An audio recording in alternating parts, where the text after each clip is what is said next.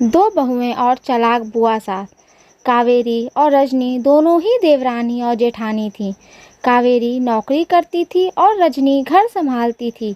उनका परिवार बहुत बड़ा था, सास ससुर और उन दोनों के बच्चे। कुल मिलाकर घर में 11 लोग थे और आज कई सालों बाद उनकी बुआ सास अपने भाई के पास रहने आई थी। सुबह उठते ही बुआ जी ने देखा कावेरी जल्दी जल्दी अपने काम निपटा रही थी। रजनी ने सबका नाश्ता बना दिया, जिस नाश्ते को कावेरी ने सबको परोस दिया। उसके बाद कावेरी ने खुद अपना टिफ़िन पैक किया और जॉब पर चली गई। रजनी ने फिर दोपहर का खाना बनाया और थोड़ी देर बैठ गई अपनी सास और बुआ सास के पास।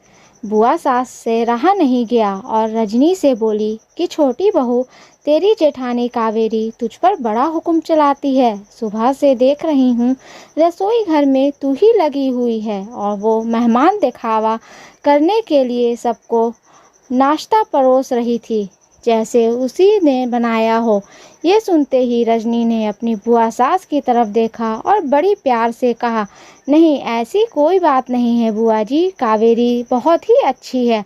बुआ बोली, तो बहुत भोली है तू रजनी, पर मैं सब समझती हूँ, इतनी बूढ़ी मैं ऐसे ही नहीं हुई। रजनी ने अब रहा नहीं गया और वह बोली कि बुआ जी, आपको कावेरी दीदी का बाकी सबको नाश्ता परोसना दिखा, मगर आपको ये नहीं पता कि उन्होंने मुझे डांट कर सबसे पहले नाश्ता करवाया, फिर चाय पिलाई, और वो रोज़ ही मुझे सबसे पहले ही नाश्ता करवा देती हैं, वरना सबका नाश्ता बनाते तो मैं नाश्ता ही नहीं कर पाऊँ। वो मेरा कितना ख्याल रखती हैं। दीदी सुबह जल्दी उठकर मंदिर की सफाई करके फूल सजा कर रखती हैं और वो मुझे खुद से 1 घंटा लेट उठने को कहती हैं, क्योंकि मुझे उठते ही नहा कर सीधा रसोई में ही जाना पड़ता है। शाम को ऑफिस से आते वक्त दीदी बाज़ार से सब्जियां भी लेकर आती है, क्योंकि हमारे हस्बैंड रात को लेट हो जाते हैं। और कावेरी दीदी ने सासू माँ को बाज़ार जाने के लिए मना किया है, क्योंकि माँ जी अब 60 साल के ऊपर की हो चुकी हैं। कहीं बाज़ार जाते समय उन्हें तकलीफ़ ना हो जाए, वैसे भी उन्हें घुटनों की परेशानी है।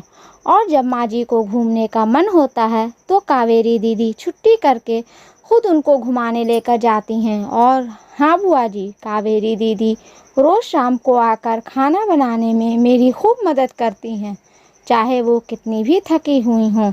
वो मेरी जेठानी ज़रूर हैं, मगर वो मुझे अपनी छोटी बहन ही मानती हैं और मैं उन्हें अपनी बड़ी बहन मानती हूँ। ये सब सुनते ही बुआ चुप हो गई, शायद उसकी चुगली रजनी के आगे फेल हो चुकी थी।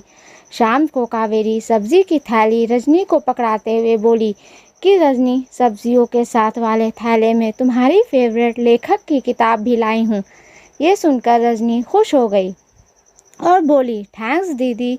रजनी सब्जी की थैली किचन में रखी और किताब रखने अपने कमरे में चली गई। तभी बुआ जी ने कावेरी को आवाज़ दी, बड़ी बहू ज़रा यहाँ आना।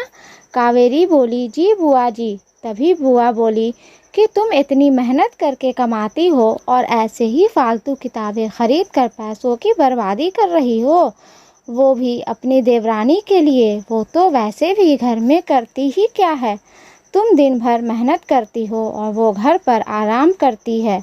इस बात पर कावेरी मुस्कुराई और बोली, क्या बुआ जी आराम, और रजनी, उसे तो कह कह कर आराम करवाना पड़ता है, सुबह से बेचारी लगी ही रहती है। किचन में सबकी अलग अलग पसंद, मेरे और उसके मिलकर 4 बच्चे का टिफ़िन सब वो ही करती है, फिर भी उसके चेहरे पर हमेशा एक सुंदर सी मुस्कान ही रहती है। सुबह की चाय पानी का भी समय नहीं रहता उसे, और जब दोपहर में बच्चे आते हैं फिर उनका खाना, उनकी पढ़ाई सब वही देखती है।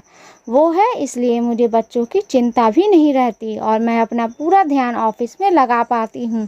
कुछ दिनों पहले ही प्रमोशन मिला है, मम्मी पापा की दवाई कब ख़त्म हुई और कब लाना है, ये सब वो ही ध्यान रखती है। घर पर भी कभी कौन सा रिश्तेदार आता है, उनकी सेवा भी वही करती है। और बुआ जी, घर पर रहकर घर और बच्चों संभालना कोई छोटी बात नहीं। मेहमानों की भी भगत रजनी बिना किसी शिकायत के करती है। उसे तो बस पढ़ने का ही शौक़ है। फिर क्या मैं अपनी छोटी बहन की छोटी सी इच्छा भी पूरी नहीं करूँगी? अगर उसकी इच्छा मैं पूरी नहीं करूँगी तो कौन करेगा। अब तो बुआ की पूरी तरह से ही बोलती बंद हो चुकी थी। फिर कावेरी भी अपने कमरे में चली गई। ये सारी बातें कावेरी की सास पीछे खड़ी हुई सुन रही थी। वे बुआ के पास आकर बोली कि जीजी, ये दोनों देवरानी जेठानी ज़रूर हैं, मगर इनका प्रेम दो सगी बहनों से भी ज़्यादा बढ़कर है।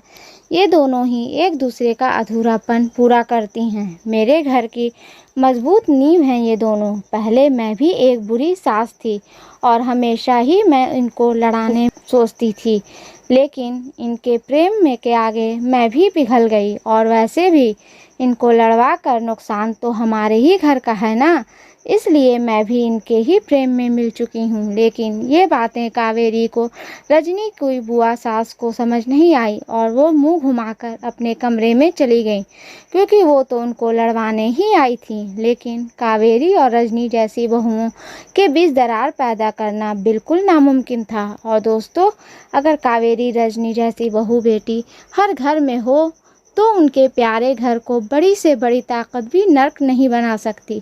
वाकई में ऐसी बहुएं हर घर में हों तो एक घर स्वर्ग बन सकता है। दोस्तों, अगर ये स्टोरी आपको अच्छी लगे तो प्लीज़ इसे लाइक करें, शेयर करें एंड सब्सक्राइब करें। और इस स्टोरी के बारे में आपकी क्या राय है हमें कमेंट बॉक्स में ज़रूर बताएं। धन्यवाद।